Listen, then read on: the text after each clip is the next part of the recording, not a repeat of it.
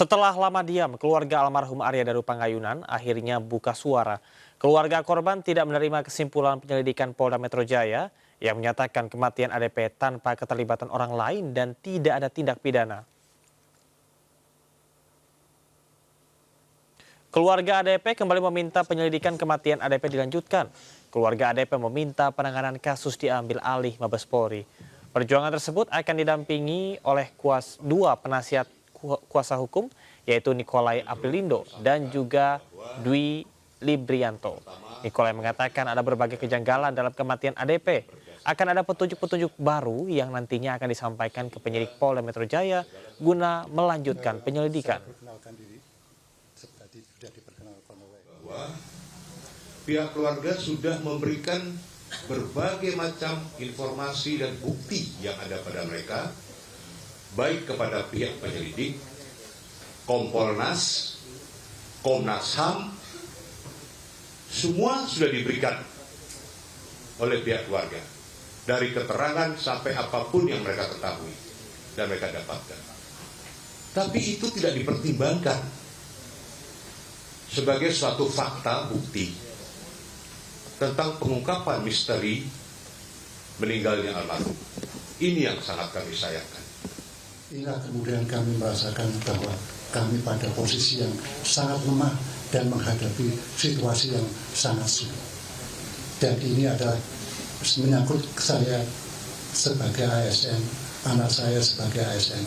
Maka kami mohon kepada pimpinan negara ini, kami mohon kepada yang terhormat Bapak Presiden Republik Indonesia, yang terhormat Bapak Prabowo Subianto. Kami mohon dengan rendah hati dan kami mohon seterus-terusnya. Kami mohon Bapak bisa menginstruksikan, bisa menyampaikan kepada Kapolri, kepada Panglima TNI, kepada Menteri Luar Negeri, agar supaya segera bisa menjelaskan kepada kami tentang misteri yang terjadi pada anak kami. Kemacetan di Jakarta bukan hanya masalah jalan, tapi juga masalah gaya hidup masyarakatnya. Apakah kampanye ASN naik transportasi umum setiap Rabu yang sudah berjalan 4 bulan memberikan dampak yang positif? Berikut liputannya untuk Anda.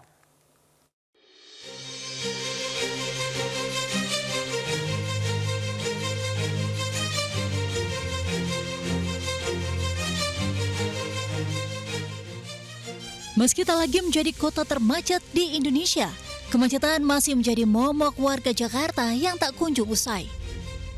Penyebabnya, peningkatan volume kendaraan yang tidak diimbangi dengan pembangunan infrastruktur jalan. Ditambah masalah manajemen pekerjaan infrastruktur yang kurang tertata baik sehingga menimbulkan hambatan arus lalu lintas.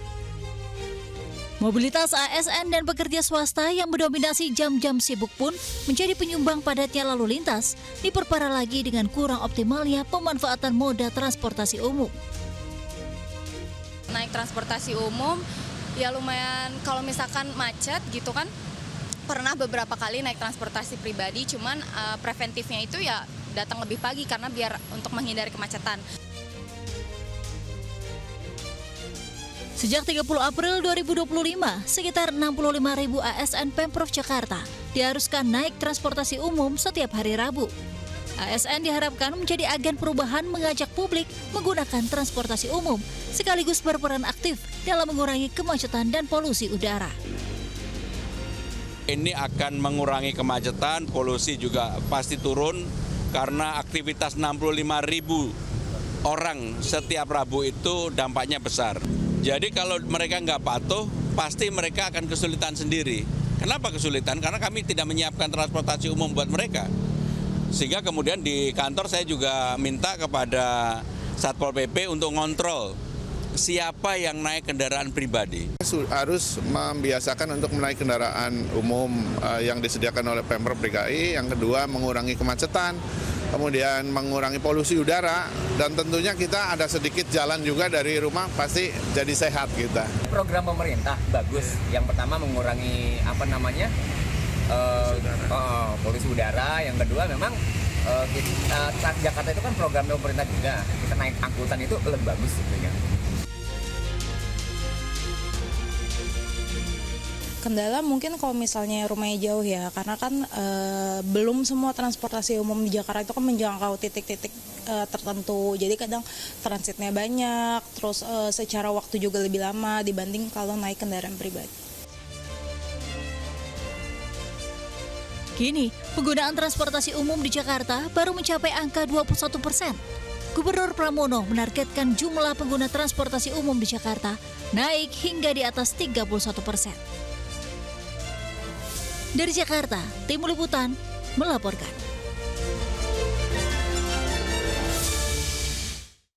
Kemacetan di Jakarta bukan hanya masalah jalan, tapi juga masalah gaya hidup masyarakatnya. Apakah kampanye ASN naik transportasi umum setiap Rabu yang sudah berjalan 4 bulan memberikan dampak yang positif? Berikut liputannya untuk Anda.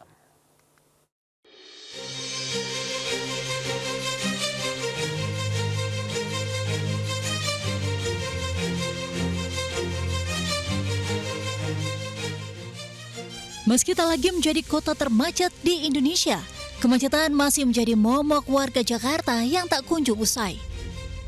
Penyebabnya, peningkatan volume kendaraan yang tidak diimbangi dengan pembangunan infrastruktur jalan. Ditambah masalah manajemen pekerjaan infrastruktur yang kurang tertata baik sehingga menimbulkan hambatan arus lalu lintas. Mobilitas ASN dan pekerja swasta yang mendominasi jam-jam sibuk pun menjadi penyumbang padatnya lalu lintas, diperparah lagi dengan kurang optimalnya pemanfaatan moda transportasi umum. Naik transportasi umum, ya lumayan kalau misalkan macet gitu kan, pernah beberapa kali naik transportasi pribadi, cuman preventifnya itu ya datang lebih pagi karena biar untuk menghindari kemacetan. Sejak 30 April 2025, sekitar 65.000 ASN Pemprov Jakarta diharuskan naik transportasi umum setiap hari Rabu. ASN diharapkan menjadi agen perubahan mengajak publik menggunakan transportasi umum, sekaligus berperan aktif dalam mengurangi kemacetan dan polusi udara. Ini akan mengurangi kemacetan, polusi juga pasti turun karena aktivitas 65.000 orang setiap Rabu itu dampaknya besar. Jadi kalau mereka nggak patuh, pasti mereka akan kesulitan sendiri. Kenapa kesulitan? Karena kami tidak menyiapkan transportasi umum buat mereka. Sehingga kemudian di kantor saya juga minta kepada Satpol PP untuk ngontrol siapa yang naik kendaraan pribadi. Harus membiasakan untuk menaik kendaraan umum yang disediakan oleh Pemprov DKI. Yang kedua, mengurangi kemacetan, kemudian mengurangi polusi udara, dan tentunya kita ada sedikit jalan juga dari rumah, pasti jadi sehat kita. Program pemerintah bagus. Yang pertama mengurangi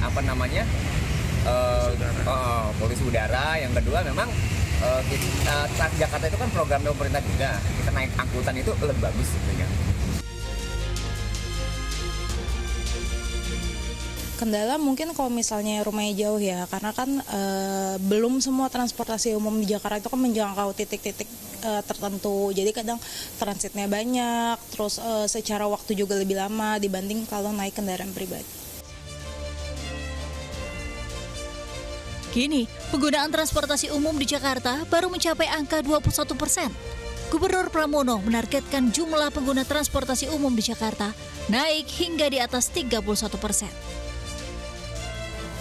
Dari Jakarta, Tim Liputan melaporkan.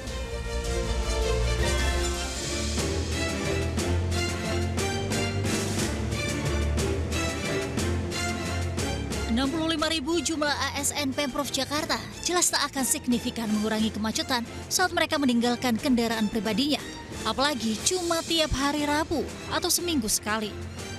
Namun melalui kebijakan ini, Pemprov DKI Jakarta menunjukkan sudah menyediakan fasilitas transportasi umum yang layak dan bermanfaat. Mempercepat waktu gitu juga kan, karena di Jakarta benar-benar macet banget, apalagi di daerah Cawang ini. Jadi kayaknya naik transportasi umum itu salah satu kebijakan yang bagus gitu untuk mewajibkan transportasi umum dibanding menambah-nambah kendaraan terus. Kalau bisa sih di jumlah harinya ditambah, nggak cuma Rabu kan, baru awal tuh Rabu. Kalau bisa ya 1 minggu, nah, itu mungkin akan mengurangi macet. Tapi untuk dampaknya sendiri belum terlihat sih kalau sekarang kan, gitu. ASN bisa menggunakan Transjakarta, MRT, LRT, dan KRL komuter lain yang sudah terintegrasi melalui Jaklingko. Dinas Perhubungan Kota Jakarta sendiri mengaku siap jika kampanye ini juga dilakukan para ASN kementerian. Untuk roda 2 misalnya, jumlah penurunan signifikan sekitar 4%. Sementara untuk roda 4 ada sekitar 2,4%. Artinya dari sisi volume lalu lintas turun, dari sisi pengguna angkutan umum ada kenaikan. Dan secara keseluruhan dari kapasitas layanan angkutan umum kami masih mampu. Namun kampanye ASN naik transportasi umum setiap Rabu juga memang belum serta-merta memperbaiki kualitas udara Kota Jakarta. Menurut data Indeks Kualitas Udara IQR dalam sebulan terakhir, 23 Juli hingga 20 Agustus, kualitas udara Jakarta setiap hari Rabu hampir selalu dalam kategori tidak sehat. Mendorong ASN naik transportasi publik bisa saja menjadi solusi kecil atasi macet. Tapi kuncinya ada pada konsistensi dan perbaikan sistem yang berkelanjutan. Harapannya hari-hari yang lain itu diisi oleh kementerian dan lembaga lain gitu, sehingga setiap hari itu ada ASN maupun pegawai BUMN yang menggunakan angkutan umum. Harus ada kebijakan yang menunjang, salah satunya adalah soal tarif parkir yang mahal, harga BBM yang tinggi, sehingga orang itu bisa mengkalkulasi bahwa naik angkutan umum itu jauh lebih hemat dibandingkan menggunakan kendaraan pribadi. ASN naik transportasi publik harapannya bukan hanya sekedar menggugurkan kewajiban, tapi benar-benar karena kesadaran. Kebiasaan kecil ini pun bisa menjadi langkah besar dan tak dinilai sekedar pencitraan jika diiringi komitmen, kebijakan pendukung lainnya, perbaikan layanan, keteladanan dari aparatur negara, serta partisipasi warga. Dari Jakarta, Tim Liputan melaporkan.